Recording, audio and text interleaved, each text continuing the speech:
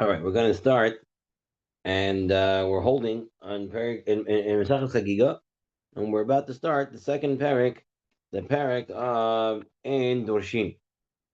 Okay, so we ended off the last Gemara and the last Mishnah. In the end, talked about Arayot, about the forbidden relationships. So the Mishnah here in the second Perik continues about that. Question is asked, why is it not just mentioned in the previous parak in the Mishnah beforehand? If you're already talking about Arayot, you continue talking about it in the other parak. Why do we want to? So why is it over here? So Teferet Yisrael explains the end of our Mishnah that we're about to start today. It says, Ratui lo or royu lo shelo ba olam, that he should not have come into the world. And you don't want to end off a parak with a bad siman about a person should not have been born into the world if he does certain things.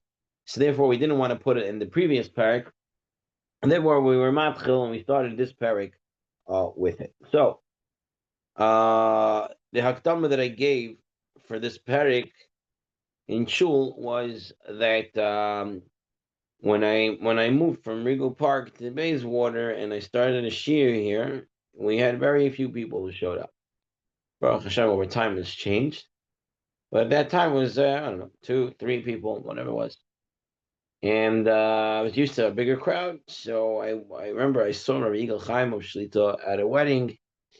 And I asked him, I said, is it kedai to continue giving a shiur with a small amount of people? And he told me that it's definitely kedai. I said, why? He said, because when you have a small amount of people, the learning is going to be more thorough. It's going to be really happening. When you have a large amount of people, everybody just comes, everybody nods their head, and you move on. You don't really know if the learning went through or not. And this Mishnah is really starting off with this idea, is that in Doshin starts the Mishnah. Bidene Arayot, we're not going to in Doshin Ba'arayot, Bishlosha. We don't teach or dorish about forbidden relationships bishlosha with 3. Okay, the Rashi understands in the Havamina of the Gemara is that it's one Rebbe with 2 students, and that 3 is problematic. You can't teach it there. What exactly is what is Arayot over here? This is the Gemara is going to deal with that. What does it mean 3? The Gemara is going to deal with it also. And why not? The Gemara is going to deal with it too. But right now, that's what it says. Continues the Mishnah, v'lo b'maaseh bereshit, and not with maaseh bereshit. What is maaseh bereshit? With the matters of creation. So the Rambam understands this to mean yediat chochma hateva, the science, the knowledge of the world of how it runs. A person shouldn't teach them bishnayim with two people. And it's a big question on the Rambam because what do you mean that you can't learn science with 2 bishnayim? What is wrong with learning with science? Science is science, and it's pashut the world where things go. You plant something in the ground, it comes out. So it's hard to understand why the Rambam would think science is something that you have to be a little bit what's it called? What's it called? A little scared of, so to speak. So 1 second, let me just see over here. Yeah, I saw something brought down earlier. I want you to just bring it here.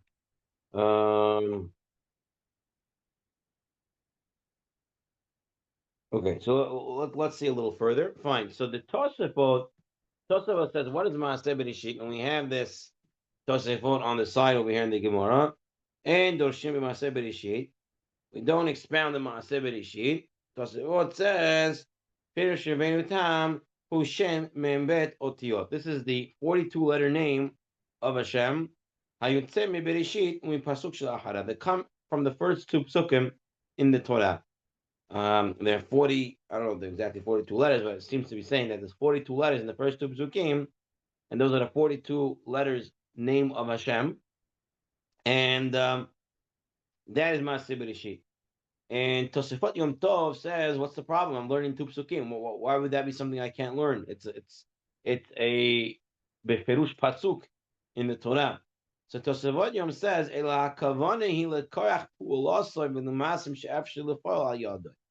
It's the issue is not the 42 letter name of Hashem, but rather what we would call in our lingo as practical Kabbalah, using Kabbalah, using the names of Hashem to make things happen. That is it. You can't learn in front of two. That's what you can't do in front of two. You can't teach by two people. Rashi and Yaakov says similarly. He says, "Maaser b'shit." What is Maaser b'shit? Hainu kigon halimud b'sefer yetzirah. That's like learning Sefer Yetzirah. Sefer Yetzirah. Those are familiar with the midrash that says then Avram Avinu wanted to feed the three malachim, and he couldn't find enough cows for each one to have a separate tongue. He created a cow using the Sefer Yetzirah. Again, using the logic of Tzver Yisrael, it is like what's it called? Some want to say magic, white magic. I like to call it practical Kabbalah, using mysticism to get something done, right? And that's the way they explain the Maaseh Bereshit. Okay, that's Maaseh Bereshit.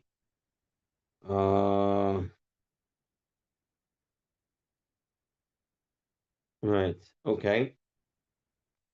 So continues the Mishnah, and the Mishnah says, "V'lo b'maaseh merkava b'yachid," and not even learning the merkava, the matters of the chariot.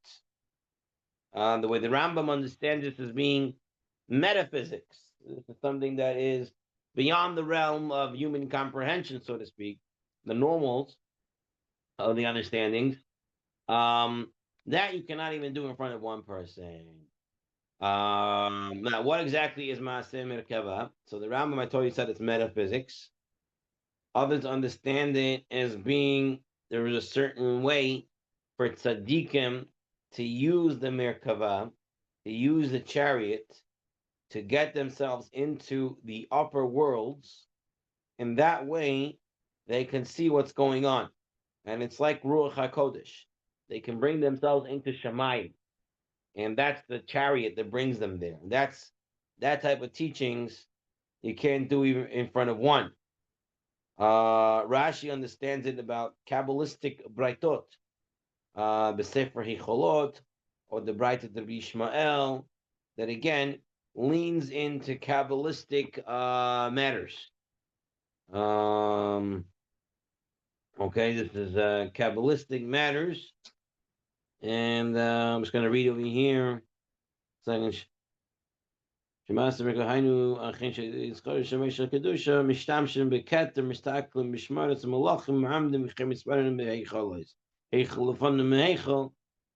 it's going up into Shemayim. He's using names of Hashem to get there and to do things. And it's not just knowledge, but rather it's the Maaser Merkava. So it turns out Maaser Bereshit is some form of Kabbalistic, practical Kabbalah, getting things done, and Maaser Merkava has somehow to do with going up into Shemayim, and what's it called, and influencing or seeing, or I don't know, something going on up there. And all this can't be done. Maaser Merkava cannot be done in front of one person. Elim Kain Haya Chacham, unless he was a Chacham. Umevin et inyanim midato, and he knows things. Umevin midato, and he understands things from his own, right? Like when the Ramban, in his commentary on Chumash, whenever he gets into the Kabbalistic portions, he says Umevin Yovin, and the one who knows knows, right? What that means is that he has to, like the Rambam explains, that he has to have yidiot, he has to have knowledge, and he also has to have analytical skills that from one thing, he can understand another thing. Interestingly, there's a couple of comments I want to make on the Mishnah. The Mishnah starts off with arayot, forbidden relationships, and talks about Maaseh Bereshit, and then talks about Maaseh Merkava. What is the connection that Avodat Levi wants to say? The connection is as follows. Anybody who has issues of arayot, right? He's not so careful to be careful with forbidden relationships or looking at the right thing, wrong things, or thinking about the wrong things, or fantasizing with certain things. He is somebody that cannot do any Kabbalah. That's why it's in the same Mishnah. Anybody who has any of these type of issues cannot be the one getting into Kabbalah. And then interesting, the Mishnah said, Ela imken haya chacham. He was a chacham. Doesn't say Ela imken hu chacham. Ben Oyada picks up on this. And Ben Oyada says that it's not enough that we think he's a chacham. A Rebbe has to know him from previous teachings and previous learnings that he really is a chacham and the other stuff, and now he can sort of guide him in the Kabbalah. So it's a tall order. So sometimes if you see a guy who not religious, doesn't keep Shabbat, and he says, "Oh, I'm a Kabbalist," and he's going in the elevator on Shabbat, and he's doing all these other things, and he really doesn't know anything what he's talking about. Just know he has no idea from Kabbalah as well. Because in order to have Kabbalah and to get into the Maaseh Bereshit, the Maaseh Merkava, a person has to be on a very high level. Okay, let's continue a little bit in the Mishnah before we get into the Gemara. The Mishnah then says a very, very dangerous, scary thing. Kol amistakel. Anyone who is Hoshev and Mitbonen, he thinks about it and he's analyzing and trying to figure out certain things. Ba'arba dvarim, in these four things, Ratui lo, it is worthy of him, better for him, that he never should have came to this world. It's better if he never came to this world. What does this mean? What does this mean? What is he asking? Mala. The guy asks, what's on top?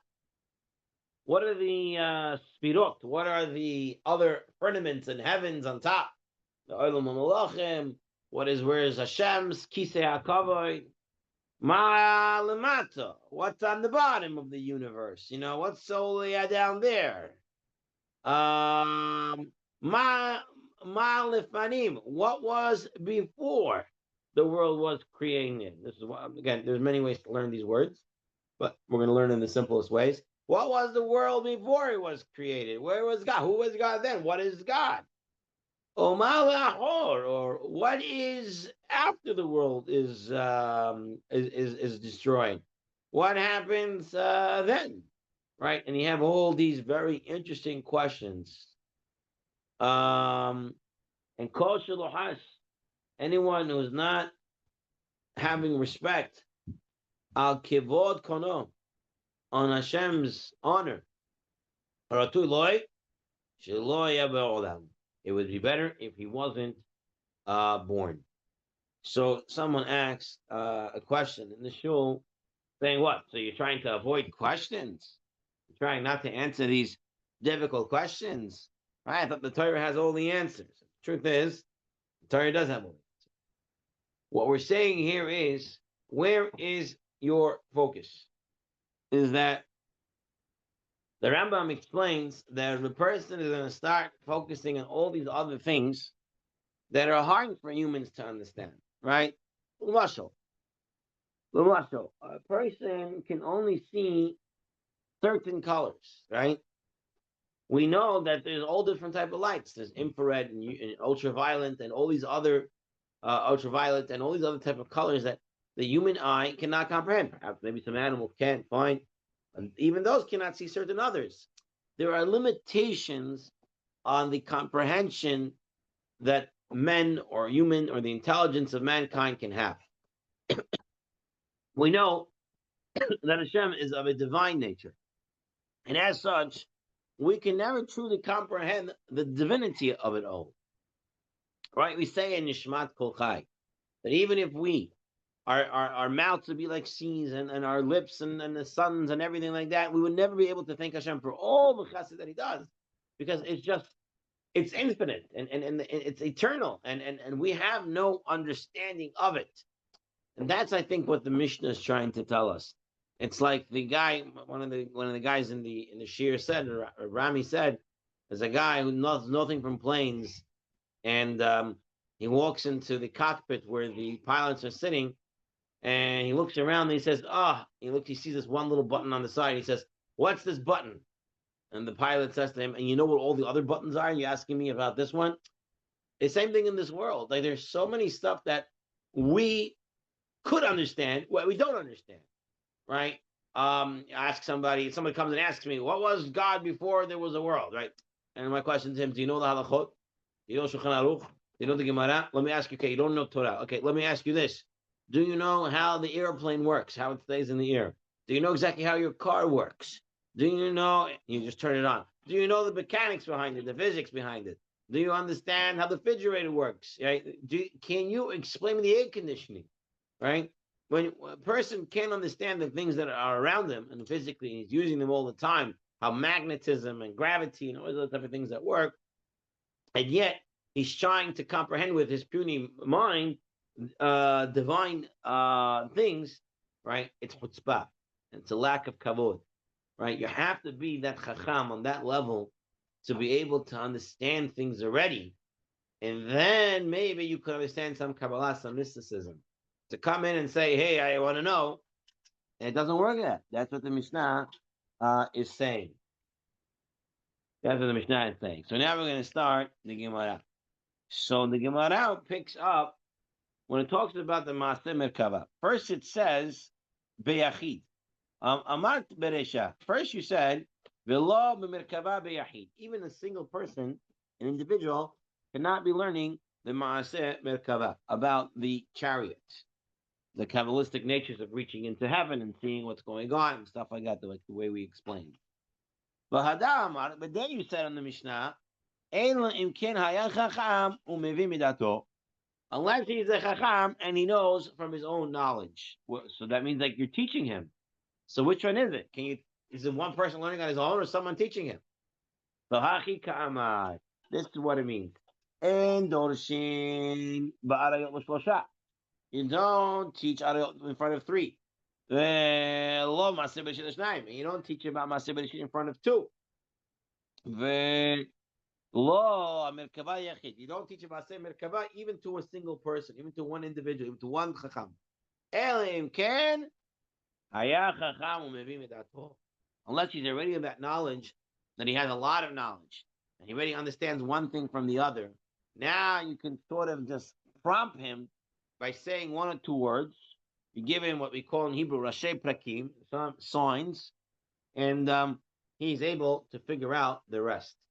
So that is what it means over here. When it means Ein Dorshin, it means Rebbe to three, a Rebbe to two, a Rebbe to one. That's how to understand the Mishnah. We'll learn one last piece of Gemara, and here the question is Ein Dorshim ba'arayot b'shlosha.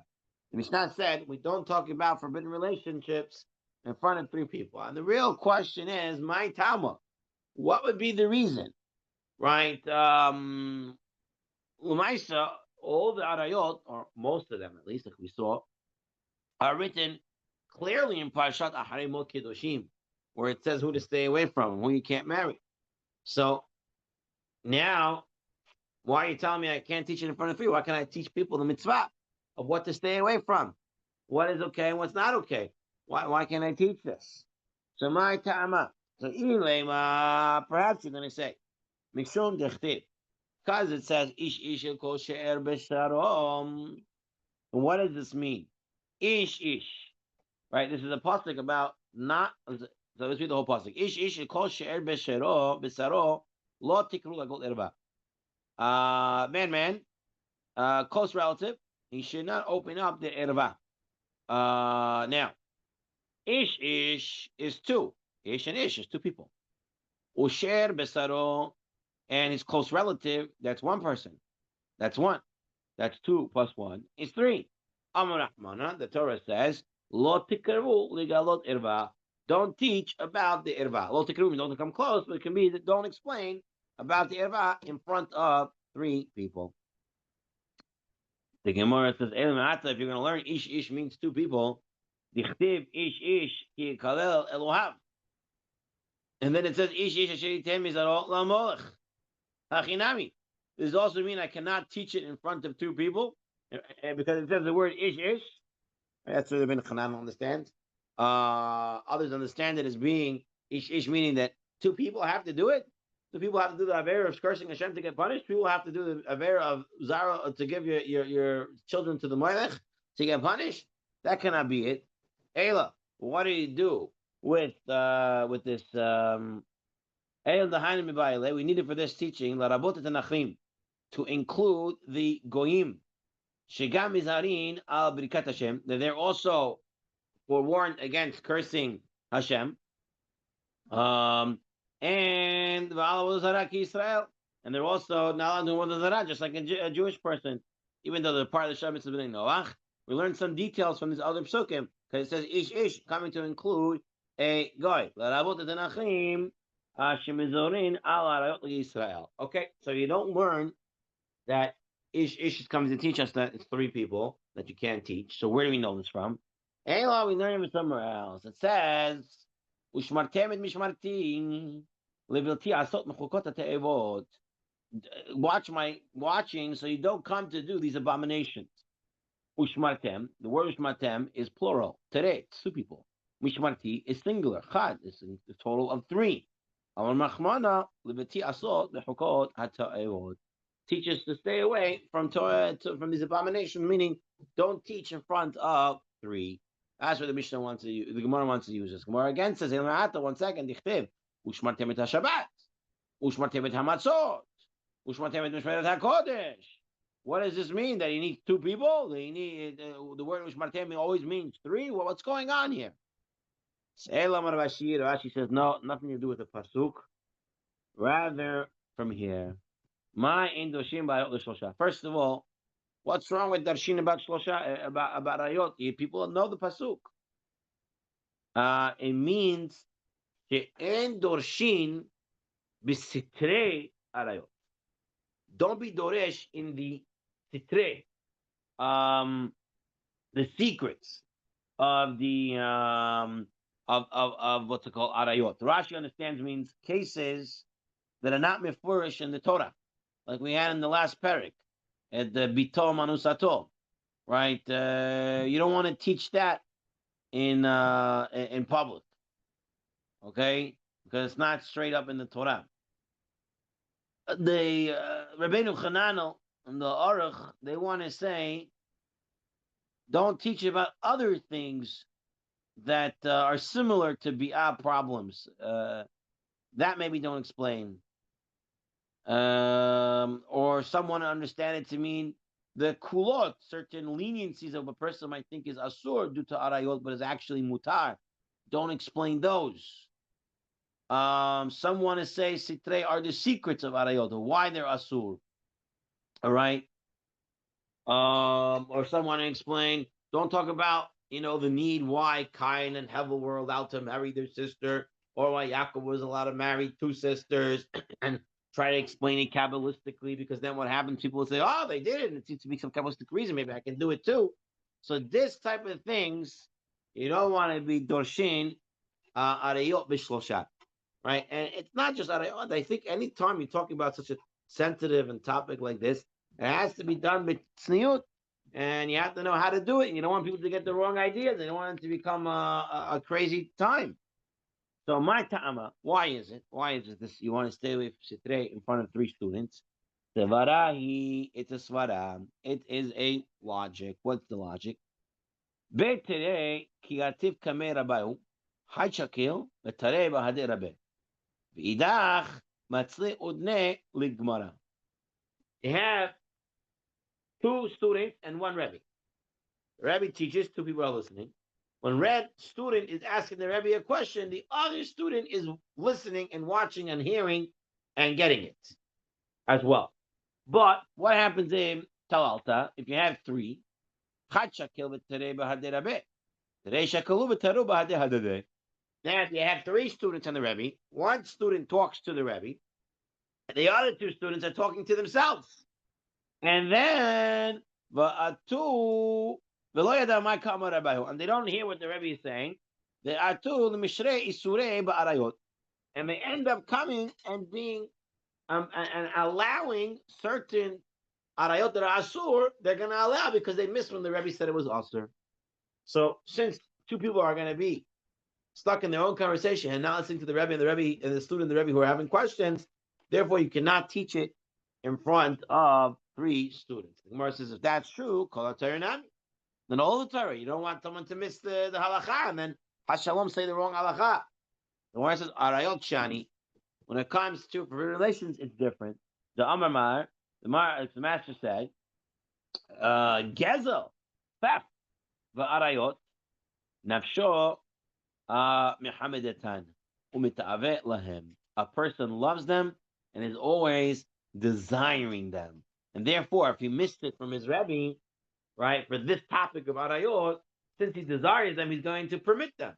Because that's what his nefesh really wants. That's the nature of 99.9% people of this world, that when it comes to this type of nature of relationships and boy, girl, and stuff like this, it is natural, 100%, to have this tava and have this feeling for it, this lust for it. And therefore, a person has to be very careful, because if he doesn't hear it clearly from his Rebbe, he might come to be matir it, because that's what his nefesh wants. Then gazel nami. So you just told me Gezel also a person wants. The Gemara says it's a little bit different. Arayot, ben lefana, ben shelo b'fanav. Unfortunately, a person is always thinking about arayot, about being together with someone else in an improper relationship. Unfortunately, it's on a person's mind. 99.9% of people, that is on their mind. And therefore, you have to be careful, because it's always on his mind. And therefore, he has to always hear it correctly, and you cannot miss it. But nefesh yitira, Gazel, but Gazel on the other hand, you're right. He wants it, but what? Gazel's more a crime of opportunity. The guy sees you left the door open, he'll come inside and steal something. But he's not gonna what's it called? Most people are not coming inside and breaking the door, right? The door's open or the window's open or something like that. Shalom, right? You left the stereo in the car, or you left your something in the car, and the car door or the window is open. It's a crime opportunity. The guy's going to come and take it. Yeah. But low if on average, he doesn't have access to it, right? We don't leave your package out on the front for hours, and it's not going to get stolen. You leave your package out on the front for hours. It's not saying it's your fault again, but it's again a crime of opportunity. And therefore, so if it's in front of you, never yitzira. Shalom for that, lo never yitzira. You don't want it. Right? You're not looking to steal most of the time. So therefore, when it comes to arayot, it's in a different category, as it's something that people are always after, and therefore you have to make sure that when you're teaching the halacha, you're teaching it correctly, and you're teaching it in a way that is clear. And if the students are going to get all confused because they're talking to themselves, then the person has to be very careful when they're teaching it, because they're going to hashalom come out with the wrong idea. Okay, we'll end here for today. That Hashem, next time we'll pick up from here. There's a lot more information we have to get through. The next couple of dafim are agadata on Maaseh Bereshit, Maaseh Merkava, and stuff like that. Yep. Yeah, sure.